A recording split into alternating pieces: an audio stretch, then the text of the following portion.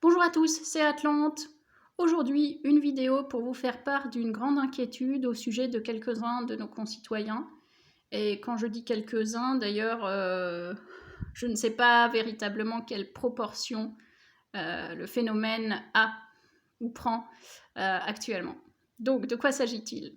Bien d'abord, j'ai envie de reprendre cette fameuse phrase de l'ex-maire de Lyon, Gérard Collomb, qui est souvent reprise d'ailleurs, parce qu'en fait elle plaît, parce qu'elle a fait mouche, c'est le moins qu'on puisse dire.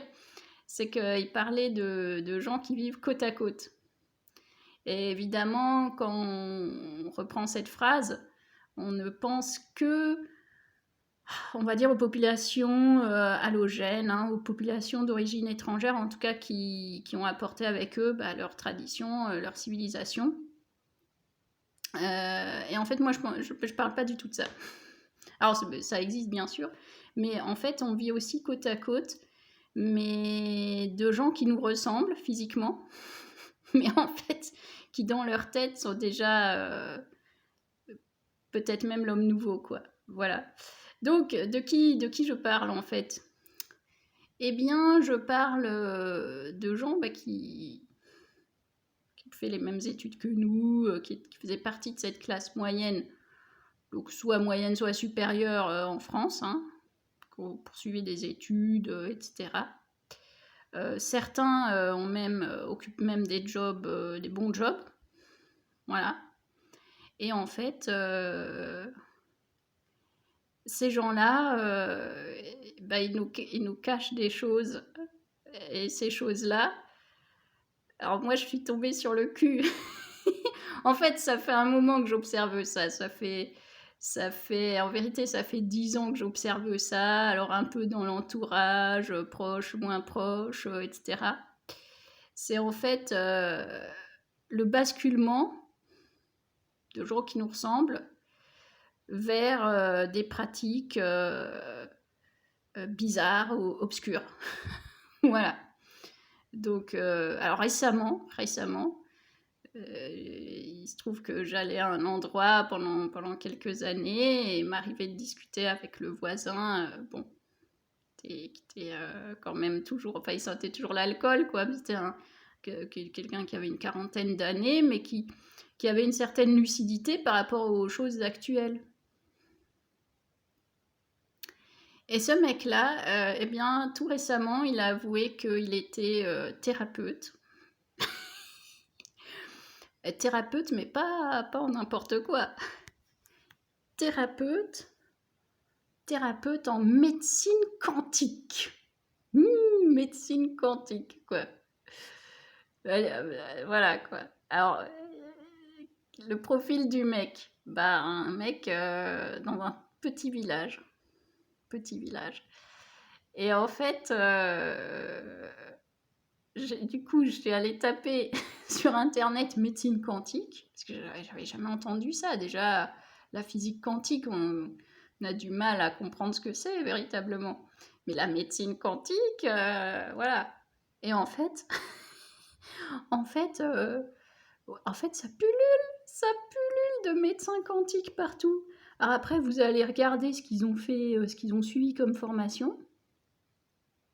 Et en fait, vous trouvez face à un océan d'organismes, de formation en psychothérapie cognitive, de toutes sortes de pratiques, alors des trucs entre l'ésotérisme et un mix, voilà, un mix d'ésotérisme, de pratiques d'autres cultures, donc extra-européennes principalement, donc des pratiques qui viennent principalement de Chine et d'Inde.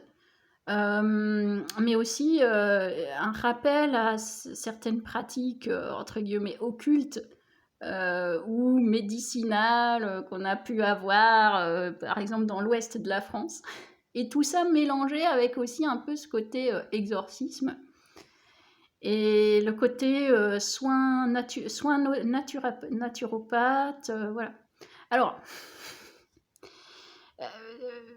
sans rentrer directement dans la critique frontale, puisque vous le savez, ceux d'entre vous qui me suivez, je suis la première à critiquer l'allopathie. la médecine allopathique actuelle. Voilà, mais ça ne veut pas dire aucunement que je verse dans les trucs occultes et les trucs qui relèvent de ce qu'on appelle le charlatanisme. Voilà, le charlatanisme, et puis même des pratiques sectaires, parce que en fait, ce qui se passe dans ces pratiques, c'est que bon, quand vous allez voir un médecin allopathe ou homéopathe, je rappelle qu'un homéopathe a un diplôme de médecine, hein, il a été en faculté de médecine, il a été en internat dans un CHU, etc. Pas de problème. Mais un naturopathe, lui, c'est quelqu'un qui a fait une formation qui n'est pas certifiée, enfin qui est certifiée en tout. Tout le monde peut certifier ce qu'il veut en fait, hein, mais qui ne relève pas de la médecine, j'allais dire traditionnelle, mais qui ne relève pas de la médecine de faculté. Voilà. Et en fait, ces gens-là qui... Ouais, alors j'en reviens au début. Quand on va consulter son médecin allopathe ou homéopathe, on est un citoyen lambda qui a peut-être une pathologie, une maladie, qui va voir son médecin pour se faire soigner, ok, ou pour un suivi, ou voilà. Après, il rentre chez lui et basta, il le dit peut-être à ses proches et basta. Mais quelqu'un qui va chez un naturopathe ou un truc du genre, eh ben lui, c'est pas un citoyen lambda. C'est quelqu'un qui fait partie de la communauté qui va voir ce médecin ayurvédique ou je sais pas quoi, et qui va essayer systématiquement finalement de vous enrôler là-dedans.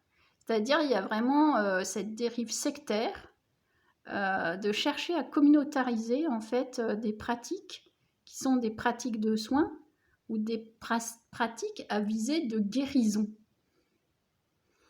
Et là, je vais dire, mais de quoi est-on censé guérir dans cette affaire? C'est ça toute la question. Eh bien, moi je vais vous le dire, on est censé guérir de la société, tout simplement, qui rend les gens malades, mais en fait malades peut-être physiquement parce qu'ils sont trop allés au McDo dans leur jeunesse. Ça c'est l'éducation. Donc ils ont besoin de se laver, vous voyez, ils ont besoin d'un lavement. Et ils associent une dimension qui est non pas spirituelle, mais qui est communautaire et sectaire et ouais, on n'est pas dans l'ordre du on n'est pas tout à fait dans l'ordre du religieux parce que les religions justement intègrent cette notion spirituelle. Or, les pratiques charlatanes, c'est du faussement spirituel, si vous voulez. C'est-à-dire que l'unique discours, c'est le bien-être. Bien-être de soi-même, le petit bien-être de nous-mêmes, de soi, vous voyez. Donc pour moi, ça relève d'une guérison par rapport à des problématiques psychiques. Voilà, ces problématiques psychiques qui sont issues de cette folie dans notre société. Et je pense qu'il s'est accru suite au Covid, tout simplement. Confinement, tout ça, la cinglerie gouvernementale, les injonctions contradictoires, la dissonance cognitive, enfin tout ce qu'on a analysé ces derniers mois. Eh bien, en fait, c'est des choses qui ont tapé sur le système des gens et en fait, ils se réfugient dans ces trucs-là. Un peu... Alors moi, j'y vois une forme de lâcheté parce que, évidemment, moi, je suis dans le combat des idées, dans le combat politique, dans le combat pour la liberté. Donc, j'ai du mal avec ça. Ces gens-là qui versent là, dans ces trucs-là, tiens, l'autre jour, j'ai même croisé un mec, il était crudivore, quoi. Le mec, il doit souffrir, il peut même pas... Le mec, il peut même pas manger de riz, il peut même pas... Le mec, il mange des feuilles de salade et des cacahuètes, quoi, des bananes comme les singes, quoi. Crudivore. Et en fait, je lui ai dit que c'est pas ça qui allait sauver la société, d'être crudivore. Que lui, en tant qu'individu, il soit crudivore, ça va pas servir à quelque chose. Je veux dire, il va se passer quoi? Je veux dire, il va se passer qu'il va être malade, chétif, il va vivre dans son coin ou sa communauté, et le gouvernement continuera à perdurer. Je veux dire, on ne lutte pas contre le gouvernement mondial à venir qui est dans les plans, avec du crudivorisme ou de la médecine quantique. Je veux dire, il y a une forme de lâcheté, il y a une forme de refus, il y a une forme de faiblesse dans ces pratiques individuelles qui visent à se faire des amis dans une communauté. Ça, je veux dire, former une communauté selon des pratiques qui ne sont même pas spirituelles, mais qui sont de l'ordre d'un dogme ou comment dire, d'une thérapeutique à la seule visée du bien-être, pour moi, c'est encore une fabrication du système. Si vous voulez, cet individualisme forcené sur cette recherche absolue du bien-être personnel, même par des moyens, voilà, quelque part, ouais, par des moyens factices, parce que qu'on prenne du Xanax ou qu'on aille voir un charlatan quantique, l'effet est le même, c'est que derrière, on reste un citoyen anesthésié, si vous voulez, un citoyen qui est faible et devant qui le gouvernement sera toujours fort, en fait. Vous voyez ? Donc, cette dérive, moi, elle me désole, en fait. Quand je vois ces gens, beaucoup d'entre eux, quand même, vous allez avoir un socle commun de réflexion avec eux. Et en fait, vous parlez à des cinglés. Vous parlez à des cinglés, à des gens faibles. Et ah, c'est triste, quoi. En fait, c'est triste parce que c'est encore un signe de perte d'énergie vitale, ça, quand même. Vous voyez ? Donc, faites gaffe autour de vous. Vous verrez, il y en a plein. Moi, j'ai ouvert les yeux. Je vivais côte à côte. Je veux dire, moi, mon cerveau, il voyait pas ces trucs. Là, j'ai eu plusieurs expériences récemment. Là, le mec crudivore, le médecin quantique et tout, comme ça par hasard. J'ai dit, wow. Ah, puis j'avais aussi une collègue qui me parlait du jeûne et du ci et du ça. D'aller dans la nature, boire du bouillon, tout ça. Bon. Je veux dire, moi je parle à ces gens, il n'y a pas de problème. Je suis pas... Mais quand même, si je prends une hauteur de vue et que je parle au global, ça m'inquiète beaucoup, quoi. Parce que je me dis, les gens un peu forts, mentalement, physiquement, intellectuellement, en fait, il n'y en a plus beaucoup. Et en plus, les gens...